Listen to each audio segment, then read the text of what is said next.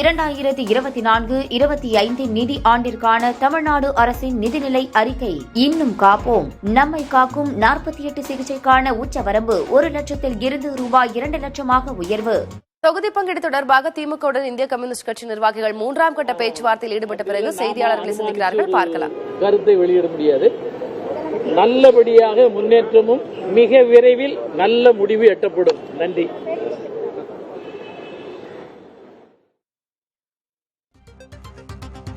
மூன்றாம் கட்ட பேச்சுவார்த்தைக்கு பிறகும் இன்னும் தொகுதி பங்கீடு குறித்து எதுவும் கையெழுத்து ஆகவில்லை என்றே தெரிகிறது. நல்ல முடிவு கூடிய விரைவில் தெரிய வரும், வெளியிடுவோம் என்று அவர் செய்தியாளர் சந்திப்பில் இந்திய கம்யூனிஸ்ட் கட்சி நிர்வாகிகள் தெரிவித்திருக்கிறார்கள். அதனை பார்த்தோம்.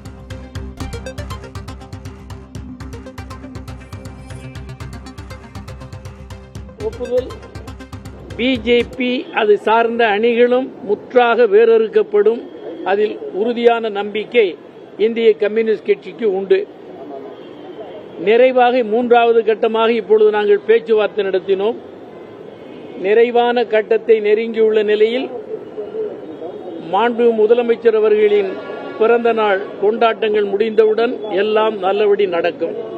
நன்றி, வணக்கம். தொகுதிகள் கூடுதலா கேட்டிருந்தா ஓகே ஆயிடுச்சா? எங்களுக்கு திருப்தி ஏற்படுகிற அளவில் அது உடன்பாடாகி இருக்கிறது.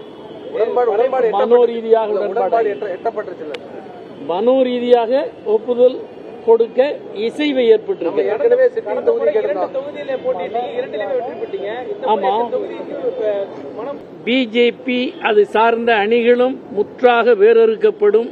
அதில் உறுதியான நம்பிக்கை இந்திய கம்யூனிஸ்ட் கட்சிக்கு உண்டு. நிறைவாக 3வது கட்டமாக இப்பொழுது நாங்கள் பேச்சுவார்த்தை நடத்தினோம். நிறைவான கட்டத்தை நெருங்கியுள்ள நிலையில் மாண்பு முதலமைச்சர் அவர்களின் பிறந்த நாள் கொண்டாட்டங்கள் முடிந்தவுடன் எல்லாம் நல்லபடி நடக்கும். நன்றி, வணக்கம்.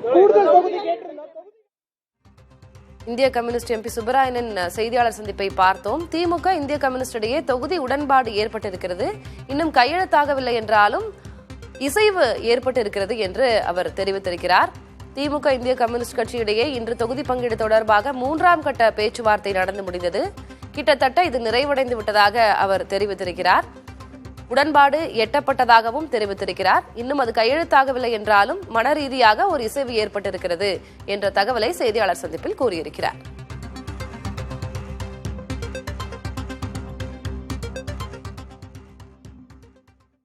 தொகுதி பங்கீடு பேச்சுவார்த்தை நிறைவு கட்டத்தை எட்டியிருக்கிறது. இதுவரை பேச்சுவார்த்தை அனைத்தும் திருப்திகரமாக நடந்து முடிந்தது. மன ரீதியாக ஒரு இசைவு ஏற்பட்டிருக்கிறது. கூடிய விரைவில் கையெழுத்தாகும் என்ற தகவலை தெரிவித்திருக்கிறார். இந்திய கம்யூனிஸ்டின் எம்பி சுப்பராயனின் செய்தியாளர் சந்திப்பை பார்த்தோம். அதில் அவர் இந்த கருத்தினை தெரிவித்திருக்கிறார். 2024-25 நிதி ஆண்டிற்கான தமிழ்நாடு அரசின் நிதிநிலை அறிக்கை. இன்னும் காப்போம். நம்மை காக்கும் 48 சிகிச்சைக்கான உச்சவரம்பு 1 லட்சத்தில் இருந்து ரூபாய் 2 லட்சமாக உயர்வு.